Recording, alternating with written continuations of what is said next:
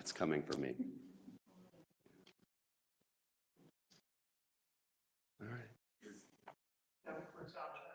Good. Good morning. Sound check good? Keep talking. It's a lovely April morning here in Columbus, Ohio. I think the temperature was 43 degrees. You good, Abe?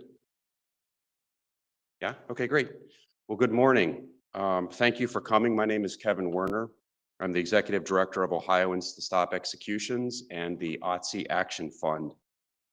Today, we released a new report. It's called The Human Cost of the Death Penalty.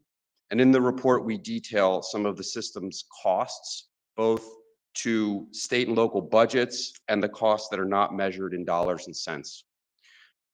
Some of the highlights from the report: under the current death penalty law, Ohio has surpassed $1 billion on death penalty cases. 342 sentences at $3 million apiece puts us at $1.026 billion. There was just one new death sentence in 2024, just 2 capital indictments filed by county prosecutors.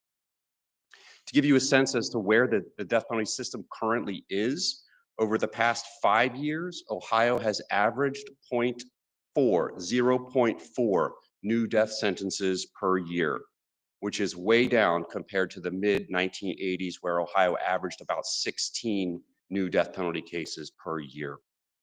In 2024, 4 prisoners were removed from death row. Since Ohio's last execution in 2018, 35 people have been removed from death row. Some died of natural causes, some were removed due to severe mental illness, others were removed because of intellectual disability, and some were resentenced to life sentences.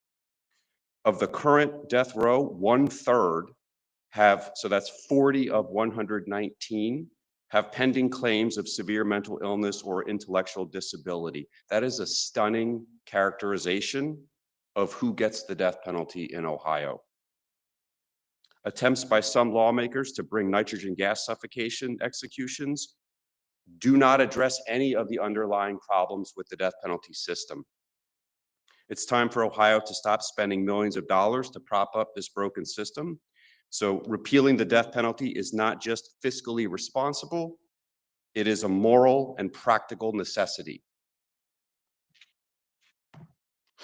I'm grateful to Reverend Dr. Jack Sullivan and to Sister Joanne Gross, Sister Laura Bregar, Charles Keith, for joining me this morning. I'm also grateful to Gary Moore, who had a conflict, could not be with us this morning, but who certainly sends along his support for the work that we're doing. My friends here know all too well what it means to lose a loved one to violence. They know better than anyone the harm that's caused by the empty promises of Ohio's death penalty system. It's time to end executions in the state. The most compelling reason, we think, is because the harmful impacts on victim family members and co-victims. I'd like to introduce Sister Joanne Gross to share a little bit about her and her community's experience.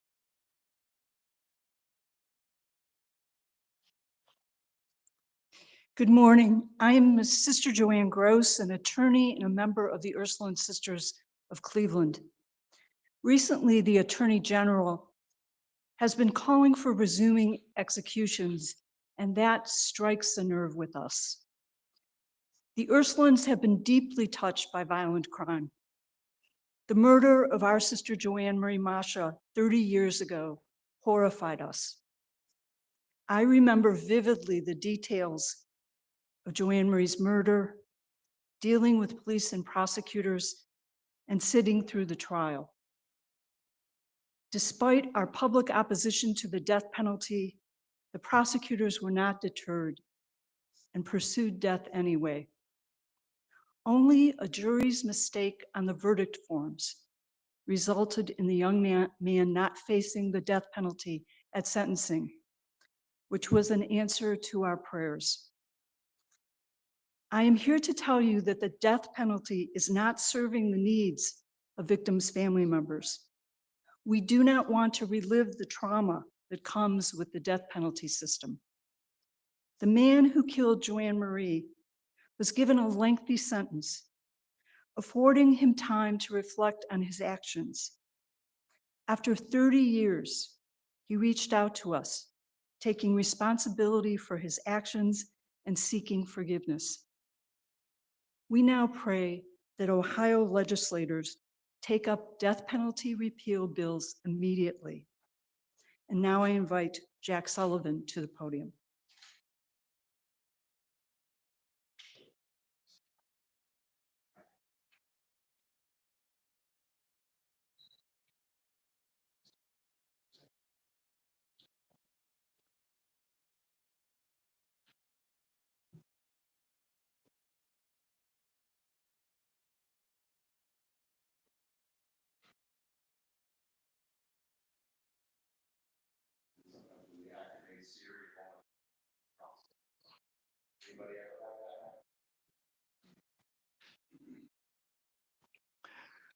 Thank you very much.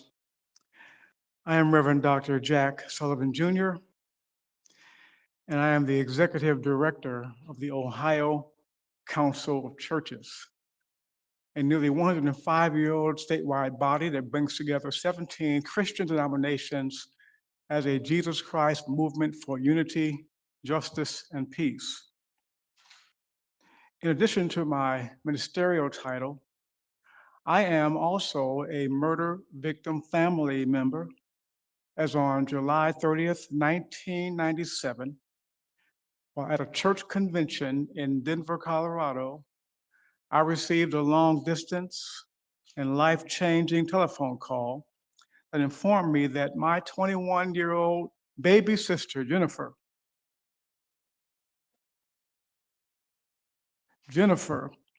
had been shot to death in her Cleveland, Ohio home, with her then 2-year-old daughter in the home at the time.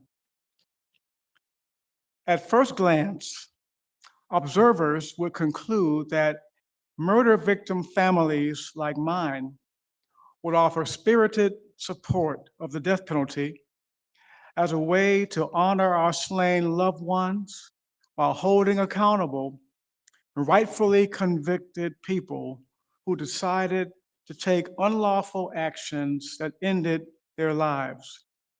However, on this day, I want the public to know that scores of murder victim family members have absolutely no confidence in the death penalty. For as they know, as we know, executions possess no life-restoring powers and offer no life-honoring properties. Executions cannot mend broken heart, but only create more. They cannot heal grieving souls, but only create more. And they cannot provide ever elusive closure. This we know. When the state elects to execute people, it surrenders the moral high ground of public safety and the sanctity of life as it touts, as it chooses instead to replicate the intentional, life-canceling values held by killers. When the state elects to execute, it contributes to the cycle of hollow, unnecessary, human-initiated death that claimed our loved ones.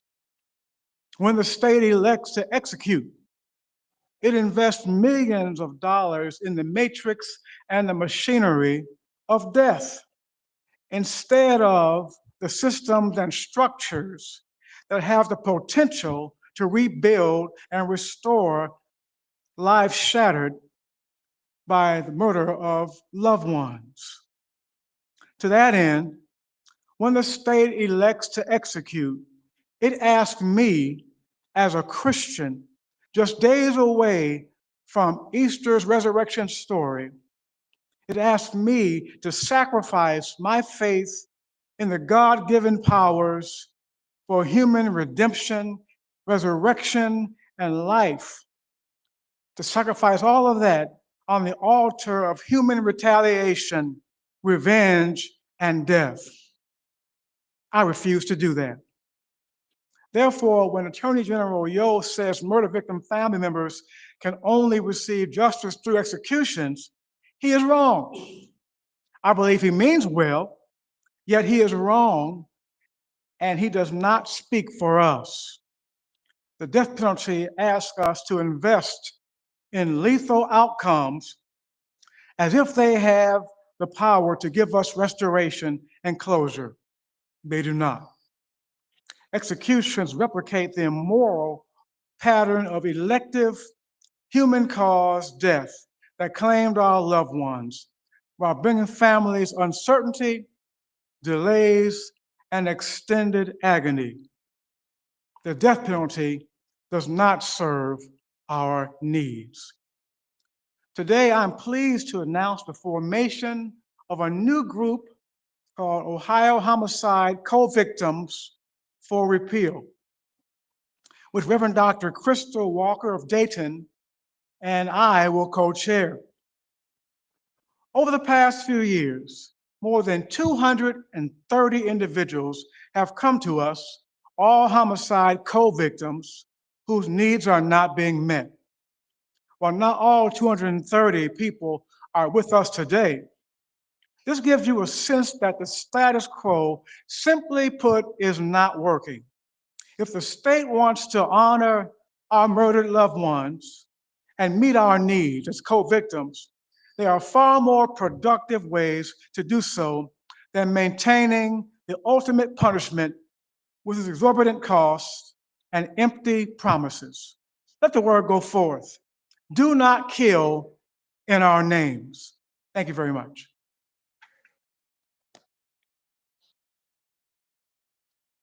I think we're open for questions.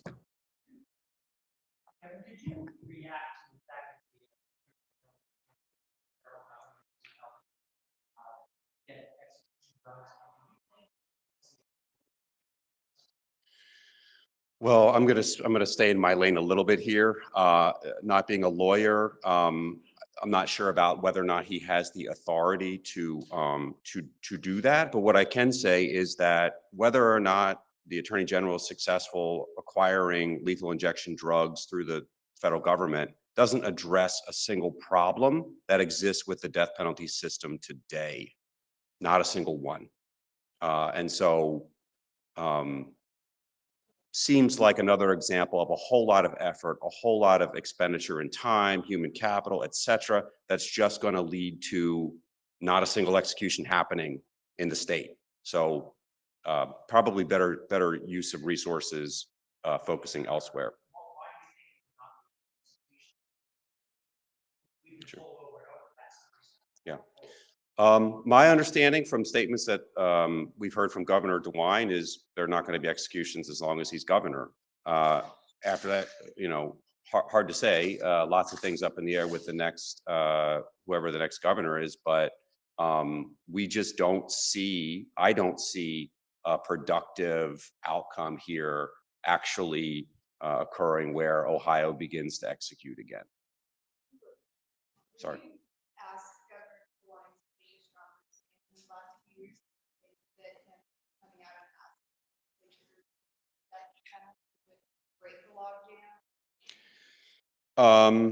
I'm not really in a position to say what I think the governor should and shouldn't do. This, what I can say is that he clearly understands the issue. He's been probably the most well-versed governor that we've had with respect to the issue of the death penalty as county prosecutor, and then as lieutenant governor, and then as attorney general, now governor. He's got a pretty good grasp on this issue.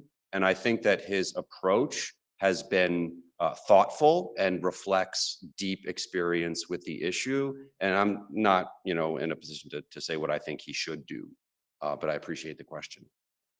Does Ohio homicide co-victims repeal or this larger effort? You have a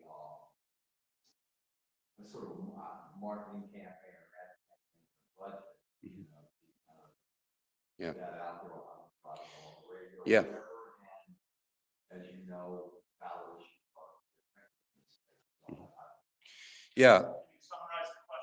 The question was, does the new entity have a budget roughly, right? Marketing campaign? Yeah. Yeah, ad campaign. Yeah, and the second part of the question was, is there an attempt to put this before Ohio voters? First and foremost, Ohioans to Stop Executions has created a new position within our structure to be an organizer that will work with Jack and with Crystal and with homicide co-victims. So the question of whether or not our resources allocated, the answer is yes, in a full-time staff position that's going to support the work of the entity. With respect to whether or not Ohio should, ballot measure this, I mean, the legislature put the law on the books. It is the legislature's responsibility to deal with it. Sentencing policy has never been the purview of Ohio voters, and nor should it. The reason that we elect state officials, reps and senators, is to make these decisions for us. And frankly, I think it's time that the legislature stop avoiding the conversation, stop kicking the can down the road, and deal with the issue. This is what they're elected to do.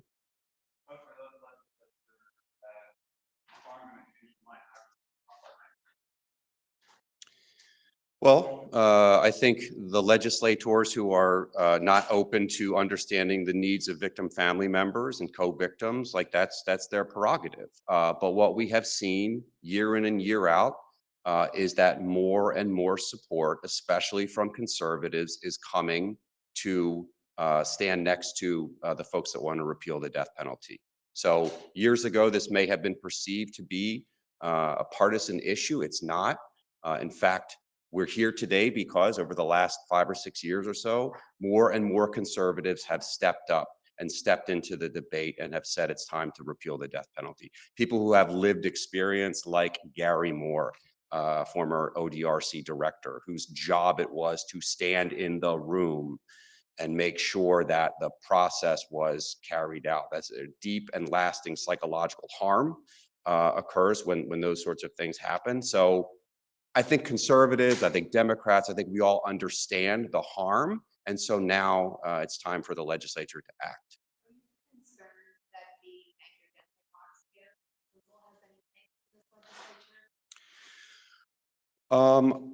What I would say about, first of all, nitrogen hypoxia sounds like an okay term. It's nitrogen gas suffocation. That is what it is. The reports that we have seen from other states that have done this, victim family members characterize it as torture. Quote, I never want or need to see that again. The state already has banned euthanizing mammals and animals in Ohio using inert gases, which is what nitrogen is. To answer your question, I just don't think that the appetite exists to do that. Knowing what it is, the medical community, I would imagine, would raise some concerns. But again, not a single one of the problems with the death penalty system will be addressed.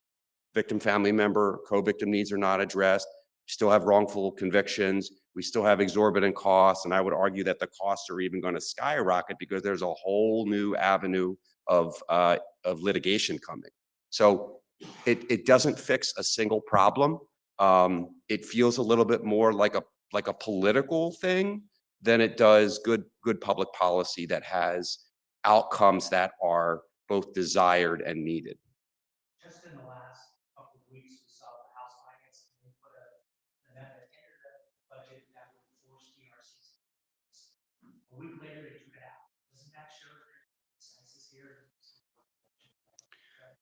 I think that it shows consensus that we don't want to go down the road of adding lethal injection to the state budget. My interpretation of that is that's a real barometer for where the attitude is on executions. I think both. I think, when we look at the numbers of new death sentences, when we look at the numbers of capital indictments, my view is the public, juries, judges, prosecutors are already there in terms of we're not really using this system. It's not really giving us any outcomes. It's basically just churning through and burning through millions of dollars. And I think that if the death penalty were all of the things that proponents are saying it is, it's going to deter crime, it's going to heal, it's going to do all these things. What is going on with capital indictments? What is going on with new death sentences? The public has turned the page, and I think the legislature is starting to catch up with them. What do you think of the recent attempt to try to tie this issue to abortion, and to, that they can be prepared for that?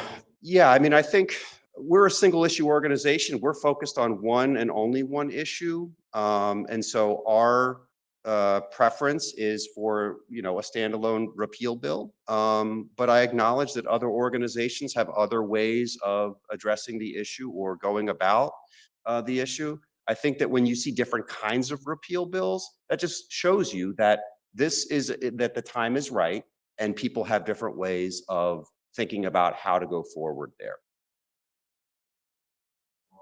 Either from a philosophical or policy or pragmatic standpoint, ethical, whatever, is this a matter of what the majority of Ohioans believe or not? Is this something that those who've been in the room, should make the decision on?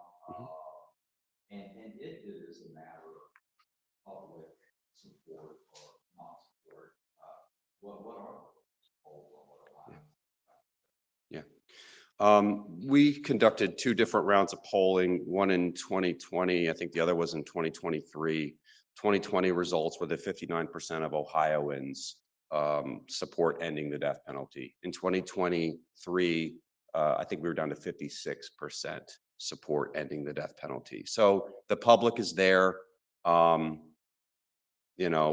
I think that we have to remember is most of the polling that has ever been done on this issue in the past was a very, A or B question. And so you're going to get maybe an unreliable result when your choices are A or B.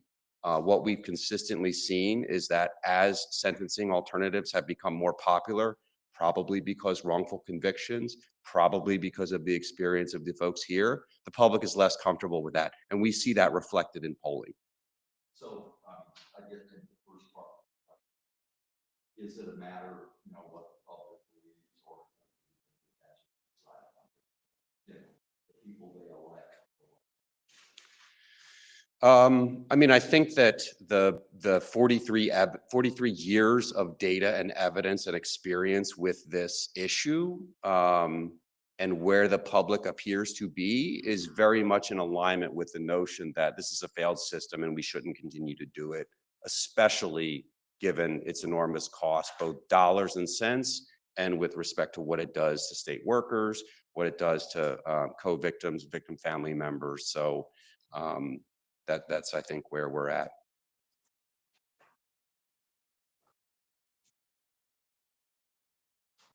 Well, I would invite my colleagues here to answer any questions that any reporters may have. A question in the back, Abe? How do people get in touch with Ohio? Sure. Yeah, most important. On our website, otse.org, you can find the new report. It's right there on the front page, and all of our contact information is there. So if you have follow-up questions, we welcome that at any time. I appreciate your time and your attention this morning. Go ahead. Yeah. Sure. Up in the mic, please.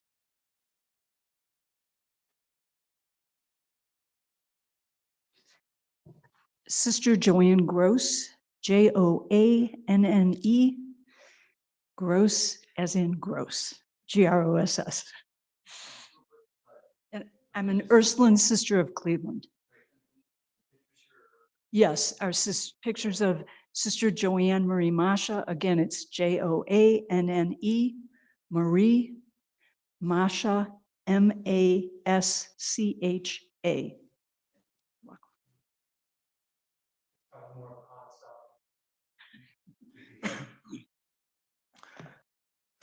I'm Reverend Dr. Jack Sullivan Jr., always Jr.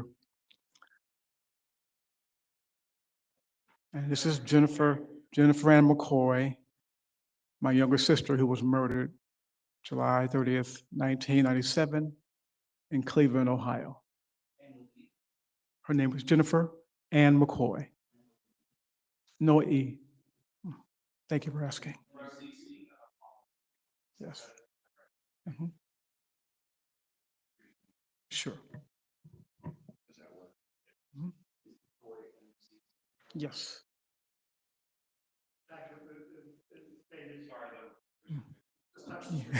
Yeah.